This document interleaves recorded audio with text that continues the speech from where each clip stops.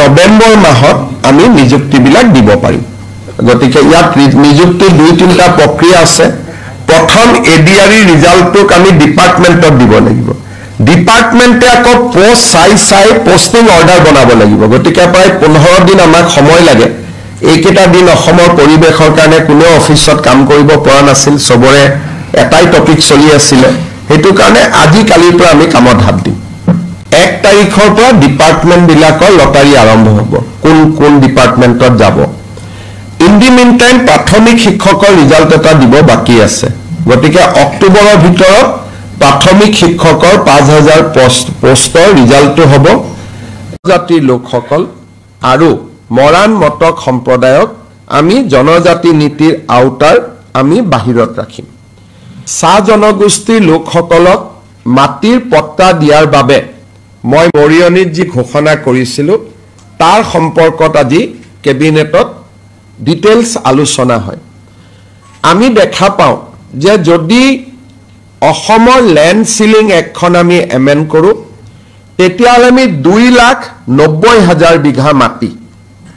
2,90,000 বিঘা মাটি আমি চাহ জনজাতি লোকসকলৰ মাজত বিতৰণ কৰিব পাৰিম আৰু কিমানে মাটি পাব প্ৰায় 4 লাখৰ ওচৰ চাহ জনজাতি পৰিয়ালে এই মাটিখিনি পাবলৈ সক্ষম হ'ব মাটি হল প্ৰায় 3 লাখ বিঘা পৰিয়াল হল 4 লাখ আৰু এই কামটো যদি আমি কৰিব পাৰো তেতিয়া হলে 75 বছৰৰ পিছত এটা ডাঙৰ ল্যান্ড নীতিৰ ওপৰত এটা ডাঙৰ পৰিৱৰ্তন আনি আমি এটা সামাজিক লক্ষ্যত উপনীত হ'ব পাৰিম কেবিনেটে আজি আমাৰ প্ৰস্তাৱক ইন প্ৰিন্সিপল অনুমোদন দিয়ে 25 তাৰিখে জিলা উপায়ুক্ত আৰু বিধায়কসকলৰ লগত আমি মিটিং কৰিম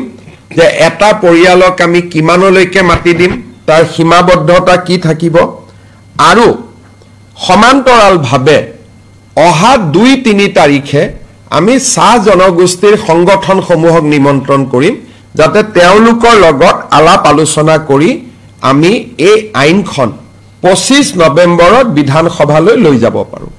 তাৰমানে আপোনালোকে ইয়াৰ সোশিয়াল ভ্যালুটো উপলব্ধি কৰিব পাৰিব গুটে অসমত চাহ বাগিচাৰ লাইনত মাটি আছে প্ৰায় 2,90,000 বিঘা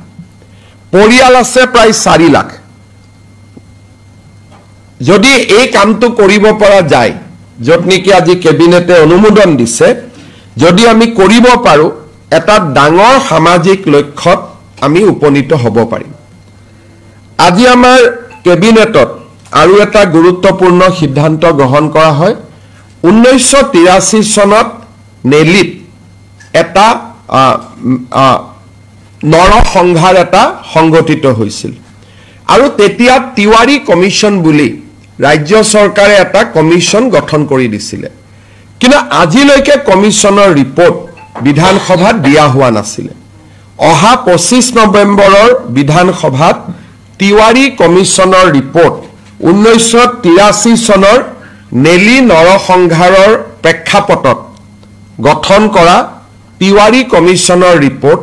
আমি আনুষ্ঠানিকভাৱে অসম বিধানসভাৰ মজিয়াত ৰাখিবলৈ আমি আজি সিদ্ধান্ত গ্ৰহণ কৰিছো এনে ধৰণে আজি আমাৰ কেবিনেটত এই গুৰুত্বপূৰ্ণ সিদ্ধান্ত কেইটি হয় আৰু তাৰ উপৰিও কেবিনেটত আজি জুবিন গাৰ্গৰ সমাধিক লৈও বা জুবিন ক্ষেত্ৰক লৈও এটা অনানুষ্ঠানিক আলোচনা হৈছিল আমি ডিসি কামৰূপ মহানগৰ আৰু সোণাপুৰৰ স্থানীয় ৰাইজৰ মাজত আলোচনা কৰি এই গুটেই সমাধি ক্ষেত্ৰখনক এটা ব্যৱস্থিত ৰূপলৈ আনিবলৈ আজি আমি ডিসি কামৰূপ মহানগৰক পৰামৰ্শ দিছো কোনো কাৰণতে এই জুবিন ক্ষেত্ৰত মদ খোৱা মানুহ বা মদ সেৱন কৰাৰ কোনো ব্যৱস্থা যাতে হ'ব নোৱাৰে তাৰ বাবে আমি কঠোৰ পদক্ষেপ লবলৈ আজি আমি কামৰূপ জিলা মহানগৰৰ উপায়ুক্তক আমি পৰামৰ্শ দিছো কিন্তু তাৰ নীতি নিয়ম কি হ'ব এই ক্ষেত্ৰত সোণাপুৰৰ স্থানীয় ৰাইজ কামৰূপ জিলাৰ উপায়ুক্ত বা আয়ুক্ত তেখেতসকলে আলোচনা কৰি ইয়াৰ ডিটেইল সিদ্ধান্ত ল'ব আমি মাত্ৰ অন প্ৰিন্সিপল কৈছো যে জুবিন গাৰ্গক যাতে যিকোনো কাৰণতে মদৰ লগত তেখেতৰ যাতে ইমেজ 100 বছৰ পিছত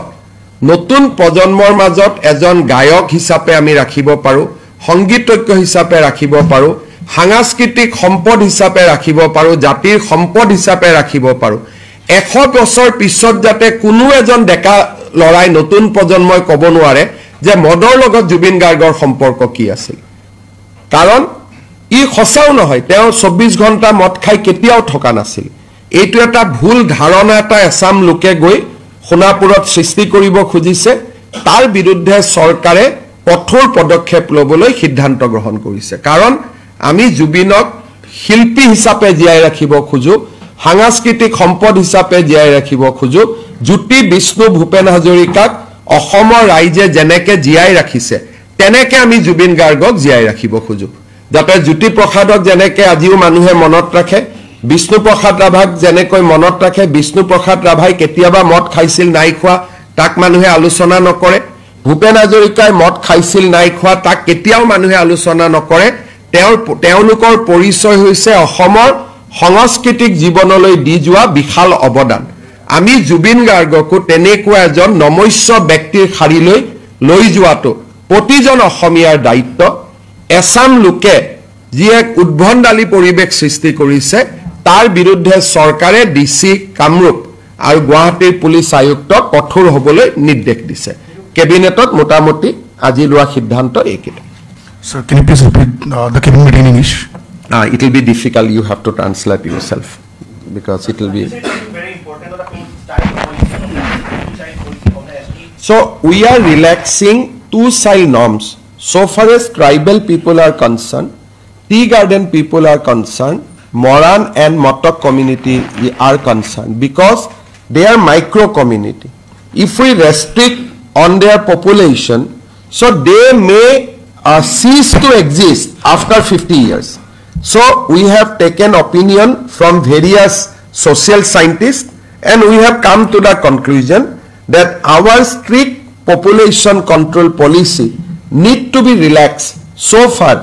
as these 4 communities are concerned. Sir, জনগোষ্ঠীৰ যিটো জনজাতিকৰণৰ যিটো বিষয় সেই বিষয়টো সেইদিনাখন আপোনাৰ ট্ৰাইবেল সংঘই কৈছিল যে আহোম যিটো জাতি সেই জাতিৰ খোৱা নালাগে আমি ইয়াৰ ওপৰত কমেণ্ট নিদিওঁ মন্ত্ৰীসভাৰ কমিটিয়ে প্ৰতিবেদন দিব আৰু প্ৰতিবেদনত আপোনালোকে চৰকাৰৰ ভিউজ বুজি পাব চৰকাৰৰ লক্ষ্য এটাই যে এই সমস্যাটোৰ ইতিবাচক আৰু শান্তিপূৰ্ণ সমাধান হ'ব লাগে গতিকে চৰকাৰে গোটেই পজিটিভলি সকলোৰে ভিউজ বিলাক ইনকৰ্পোৰেট কৰি এখন প্ৰতিবেদন দিব বিধানসভাত সকলো দল থাকে এটো বিজেপিৰ সমস্যা নহয় সকলো দলৰ সমস্যা গতিকে সকলো দলে বিধানসভাৰ মজিয়াত তাক আলোচনা কৰিব পাৰিব